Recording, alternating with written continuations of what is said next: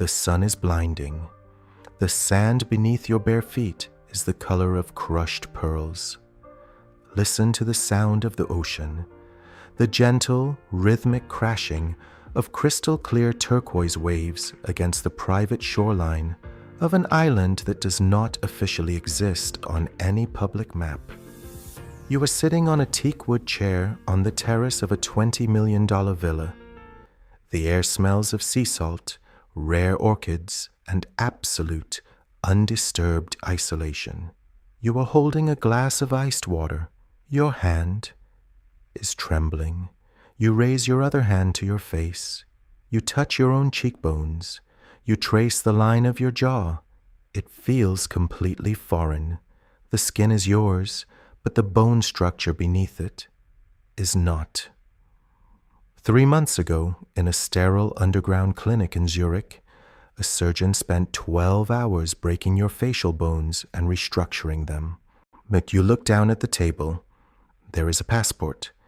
It has a high-resolution biometric chip, authentic watermarks, and a government-issued seal. It dictates a name you have never used, a birthplace you have never visited, and a history you have never lived. There are no handcuffs on your wrist today. There are no FBI agents standing in the shadows. You are a free man. You are the wealthiest man on this hemisphere. You have access to $3 billion in untraceable, decentralized assets. And yet, you are currently serving a life sentence in the most beautiful prison ever constructed. If you step off this island, you die. If you make a phone call to your mother, you die. If you log into your old email address just to see a photograph of the life you left behind, the people who built this cage for you will know in less than 60 seconds, and then you die. How did you become a ghost? How did a brilliant, ambitious law student from a middle-class suburb end up erasing his own existence? It didn't start with a gun. It didn't start with a threat. It started with a loophole. Close your eyes. Let the sound of the ocean fade away. Let the blinding sun turn into the harsh, flickering fluorescent lights of a basement office. Let's go back to the beginning. Level 1. The paper pusher, the architect of shadows. You are 24 years old. You are a junior associate at a boutique law firm located in a beige, unremarkable building in Panama City. Your office is no larger than a supply closet. There are no windows. The air conditioner rattles constantly, blowing stale, freezing air down the back of your neck. Your desk is buried under mountains of manila folders, corporate seals, and notary stamps.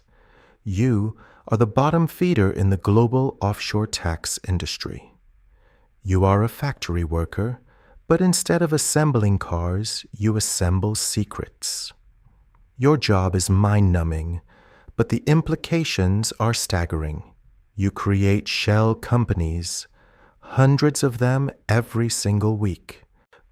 You type up articles of incorporation for entities with meaningless names, like Blue Horizon Holdings or Apex Global Solutions. You list the directors, but the directors aren't real. They are local taxi drivers, cooks, and high school teachers who are paid $50 a month to rent out their signatures. They are nominee directors, human shields designed to take the bullet if the authorities ever come knocking. You stamp the documents. Thud. Thud. Thud. With every stamp, you are turning invisible money into legal reality. You process a file for a client you only know as Client 404. You set up a holding company in the British Virgin Islands. You open an anonymous bank account in Cyprus attached to that company. You look at the balance being transferred. $50 million. You pause. Your pen hovers over the paper. $50 million. That is enough money to build a hospital.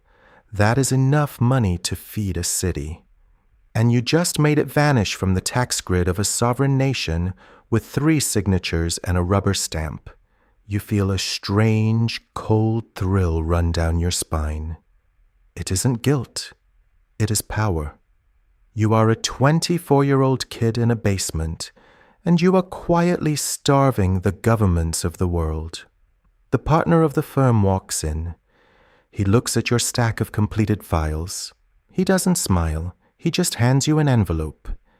Inside is your Christmas bonus, $10,000 in crisp, unmarked $100 bills. "Don't deposit it," he says quietly. "Spend it." You look at the money. You look at the folders. The dopamine hits your system. You realize that the law isn't a rigid structure of justice. The law is a spiderweb.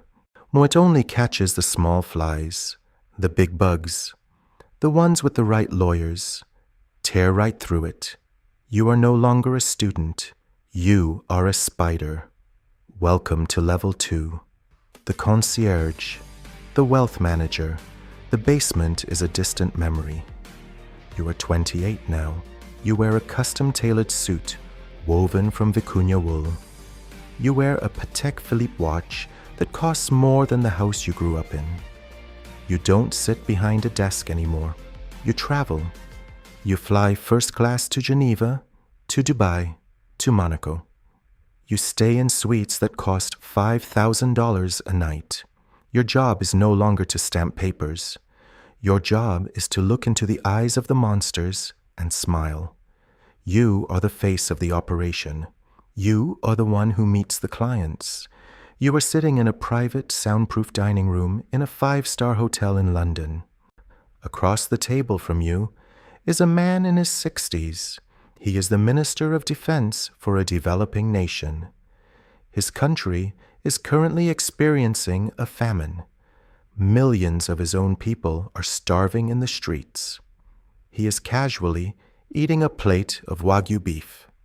He wipes his mouth with a linen napkin and looks at you. He has a problem. He has just accepted a $200 million bribe from a foreign weapons manufacturer. He cannot simply put this money in his local bank. He needs it to disappear, and he needs it to re-enter the legitimate economy completely clean. He needs to buy real estate in London and yachts in the Mediterranean without triggering an Interpol investigation. This is where the RPG illusion of your life forces a choice. You look at him. You see the blood on his hands. You know exactly where this money came from. It is the price of human suffering. It is stolen infrastructure. It is stolen futures. Option 1. You stand up. You tell him you cannot take his business.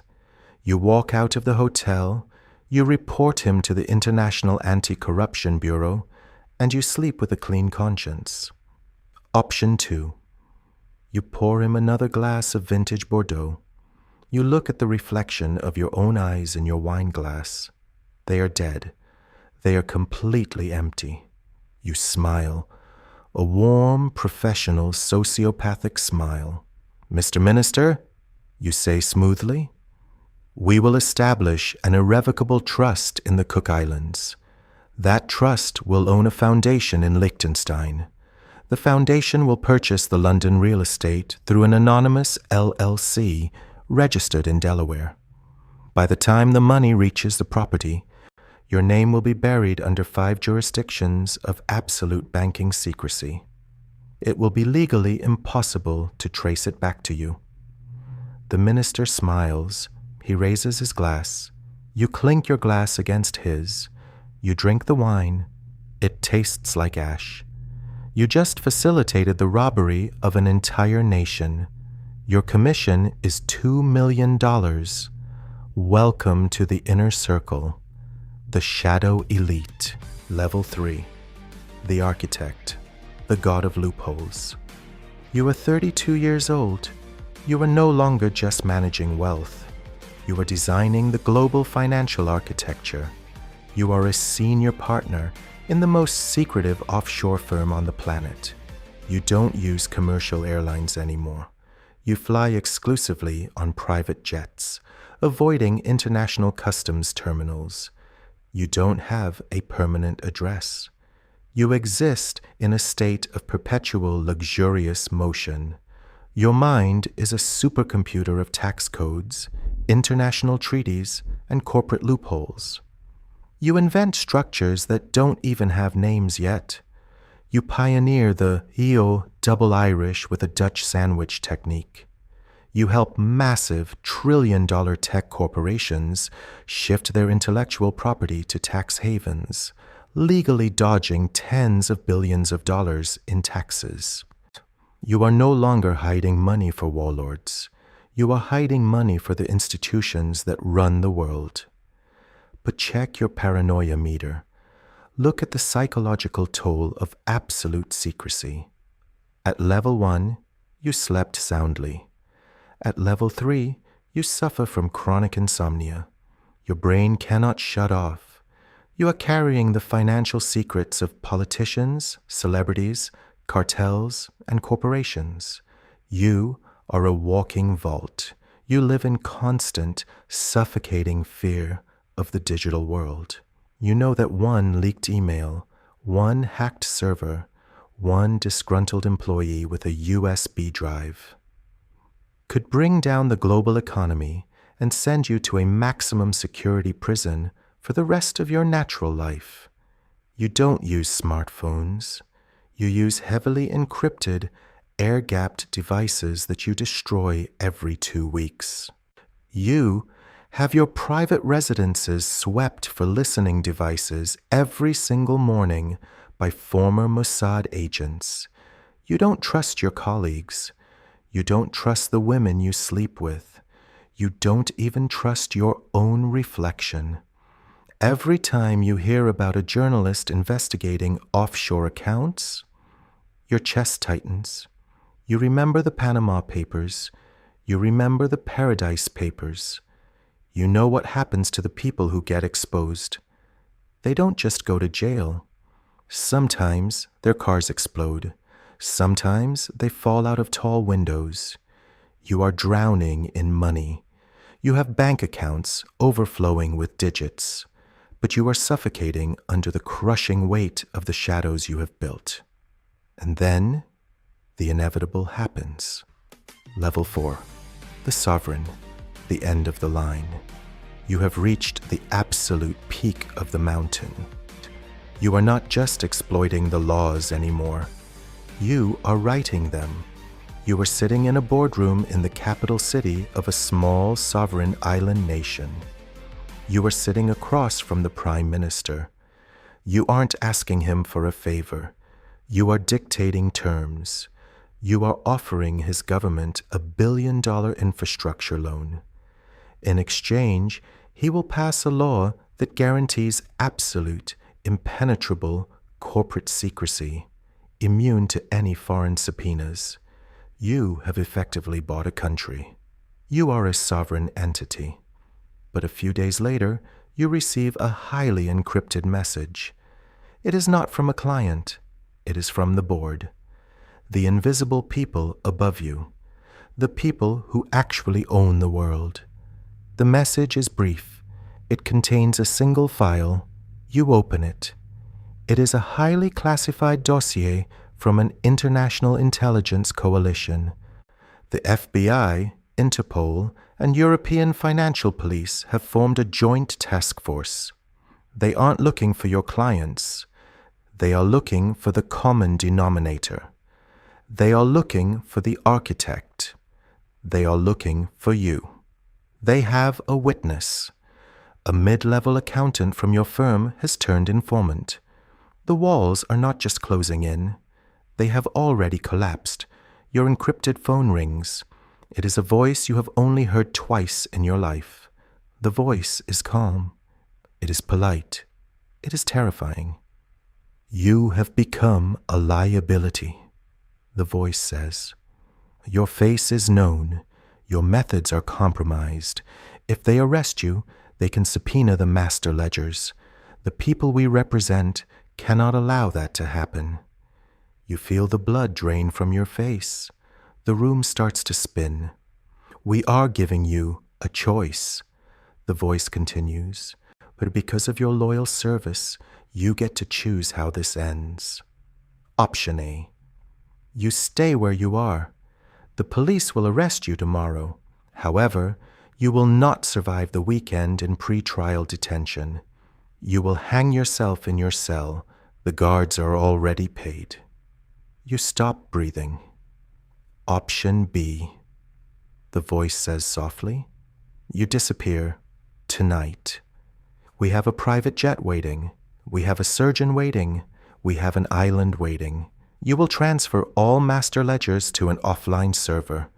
You will burn your current identity. You will never see your family again. You will never speak your own name again. But you will live. There is no negotiation. There is no brilliant legal loophole to save you. You are the smartest man in the room, but you are playing against the house, and the house always wins. Which brings us back to the blinding sun, to the white sand, to the $20 million villa. You are looking at the new passport on the table, the name of a stranger, the face of a stranger. You survived the purge. You took option B. You are officially dead to the world. A tragic boating accident in the Mediterranean. A closed casket funeral that your mother wept over. You stand up from the teakwood chair. You walk to the edge of the terrace and look out at the endless, beautiful, terrifying ocean. You have everything. You have billions hidden in accounts that only you can access. You have luxury, sunshine, and perfect security. But you are a prisoner. If you try to leave this island, the snipers in the tree line will end your life before your foot touches the water. You are the ultimate keeper of secrets. And a secret is only safe when it is buried. You buried yourself alive. You look down at your trembling hands, the hands that built the architecture of global corruption. You thought you were manipulating the system. You thought you were the phantom. But you realize the ultimate truth of the underworld. The money isn't real. The power is an illusion. The only thing that is real is the cage. You sold your soul to become invisible, and now you are. No one is coming to save you. No one even knows you are here. The ocean waves crash against the shore. It sounds exactly like a ticking clock.